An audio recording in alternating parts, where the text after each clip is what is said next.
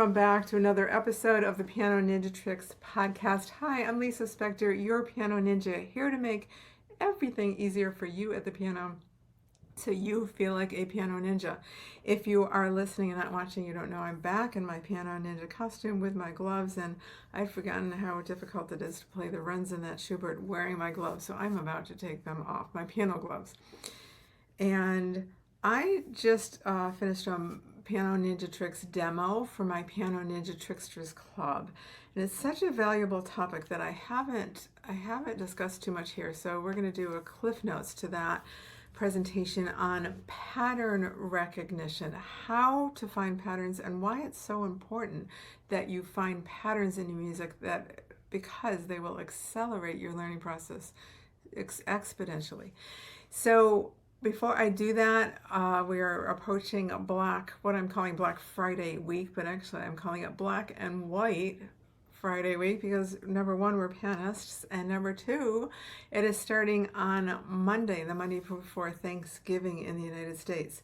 So a few days from now, and if you'd like to have an opportunity to get in on the best deals on the year of piano music items that will help, products that will help you learn twice as much in half the time, sign up for the wait list at lisaspector.com/Black Friday waitlist. And not only will you be the first to know, there's going to be a special offer available to you every single day next week through Black Friday and up to Cyber Monday, but also while you're waiting, you're going to be getting some free gifts from me, including a very valuable PDF on how the 12 steps for learning new music.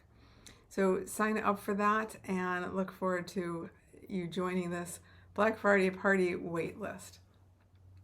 Also, some other things coming on this month, next month. So December 5th, I am doing a masterclass, and I'll have a link to that next week. It is on Piano Ninja Tricks for Time Management, and I will have a link to that next week, and that will be available to you for free broadcasting on YouTube live. So why pattern recognition? One of my members, Adam, said, Lisa, I don't know if I see patterns in music. Can you do a Piano Ninja Tricks demo? So once a month in the Piano Ninja Tricksters Club, I do a Piano Ninja Tricks demo. Also once a month, I do a Piano Ninja Tricks mastery class where I answer their questions. So in this one, it's a demo on a particular topic they've suggested, and pattern recognition is so important. And so here's why it's so important. Because when you start to recognize patterns, all music has patterns. Some composers use them more often than others. Bach, Scarlatti, Mozart, Beethoven, Chopin use them all the time. Our challenge is, you know that feeling when your fingers kind of get stuck in a passage? Our challenge as music often come in when the pattern changes. So if we don't know how to prepare for that, number one, it gets to be a little frustrating. Number two is when we find what the patterns are, it saves us practice time, because you actually don't, if a pattern repeats up a third and up another third, you don't often need to practice it again. Sometimes they're 1 bar or even half a bar patterns. Sometimes they're 8 bar patterns, 16 bar patterns. And oftentimes you get it once. You're over practicing if you're practicing that pattern again. And you certainly want to make sure that if you're doing it twice, you're using the same fingering twice. So our eye wants to be trained to recognize patterns fast so that our hand just follows. And I'm going to demonstrate a really obvious one in Mozart and a less obvious one in Chopin. So this obvious one in Mozart is this is the Mozart Rondo Alero, because Mozart uses these all over the place, and it's just really obvious. So these are really short patterns. They're 1 beat patterns. So it is, that's the pattern. Now it goes up a third. Now it goes up a third again. But then it starts to change a pattern because it accelerates. In other words, this has a rest, that has a rest. Each of those have 8th note rest after this, and the next one doesn't. then it takes that little figure and it repeats it. So if you recognize that right away, number one, I'm going to use the same fingering each time.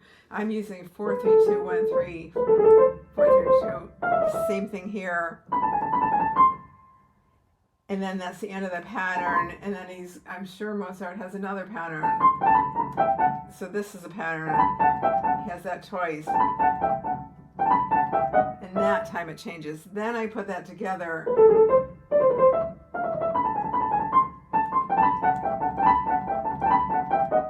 So those are 2 patterns put together, and that's only the right hand. The left hand has its own patterns. I just wanted to start with something really, really obvious. And the one time, you wouldn't necessarily always use the same fingering. Sometimes, just moving my music around here, sometimes the pattern changes from white notes to black notes, and that would be a time where I would have to sometimes change fingering. So now I'm going to do a demonstration of what's known to be one of the trickier parts of the Chopin Revolutionary Etude. So in this, we've gone through all this, the main theme.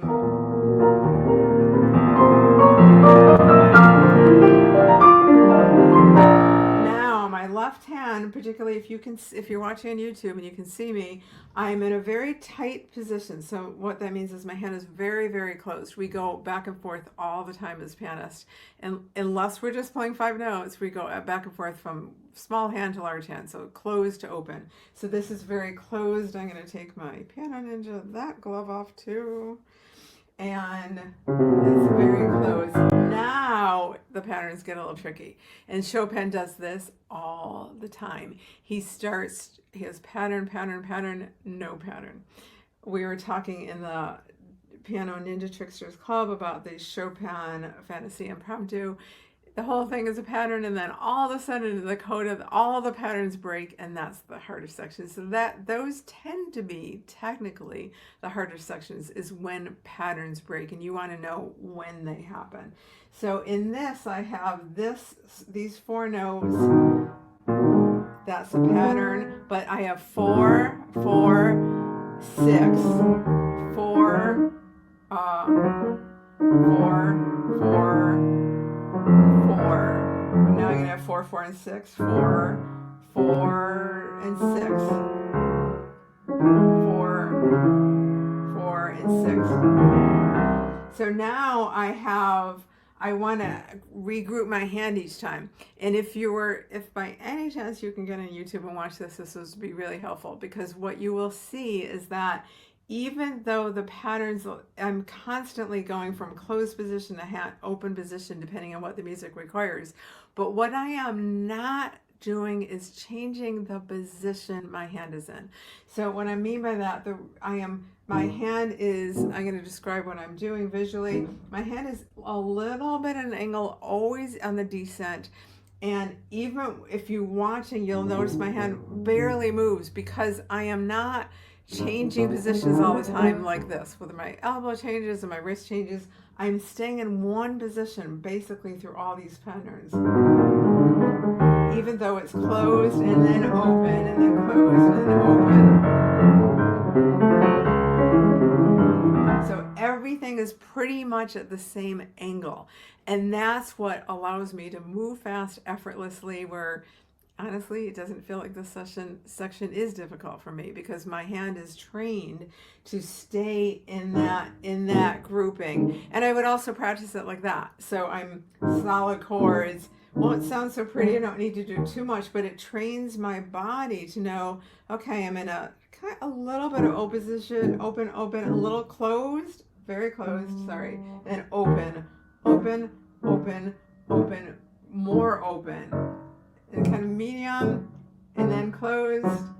So it trains my body to know where it's going. In the very same way, early on, one of the first episodes, I think it was, I started with cyclical rhythm and then went to quick reflex motion. I think it was episode 3 where I talk about quick reflex motion. I've talked about it a lot since then.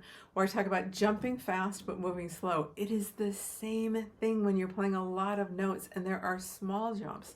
So if you watch my hand, I'm always I have these this pattern, but then I have to move in a little bit. So when I move in, I am moving my hand very quickly. So I'm never kind of like, if I do it in slow, I can't even do it right, but I'm not like hanging out. I'm ready for the next thing all the time. So it's always in that grouping.